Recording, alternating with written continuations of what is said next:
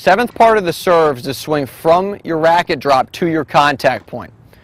From the trophy pose, the racket is dropped down behind your back and you fully pushed off your legs. And from here, you have to swing up on edge towards your contact point. Now it's critical you swing up on edge like this, like you're hammering a nail into a wall, and not with your strings open like this. You have to have your racket on edge. Now, as the racket swings up on edge, the racket and your arm are going to form an L shape. Also, as you swing up on edge, your body rotates back towards the net. Goes from sideways to back towards the net.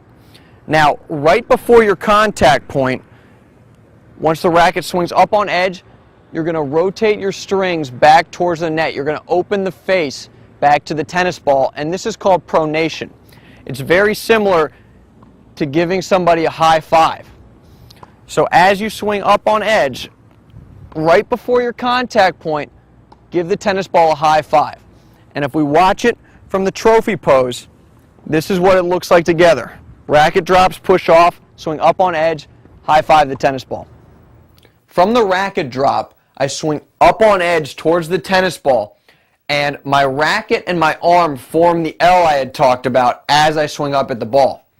Now, from the back angle, again, I'm in the racket drop. As I swing up at the ball, my racket's on edge, and I'm rotating my body back towards the net. Now, right before I hit the ball, it looks like I'm going to hit the ball at the side of my racket. But in the next frame, I've opened my strings up, I've given the tennis ball a high five, and I'm hitting the ball with my strings. So pronating your wrist is a very fast motion. If we go back, again, this is right before contact, the racket's on edge, and now in the next frame, I'm hitting the ball with my strings. And now let's take a look again from the racket drop. The whole motion, I swing up on edge, rotate my body back towards the net, and then at the last second, I pronate my wrist and make contact with the tennis ball with the strings of my racket.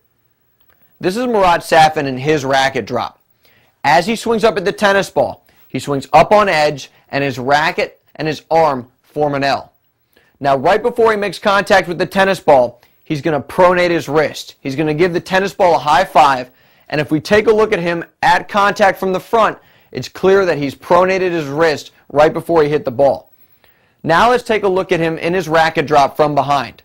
He swings up on edge at the tennis ball, and then this is him right after contact. He's clearly pronated.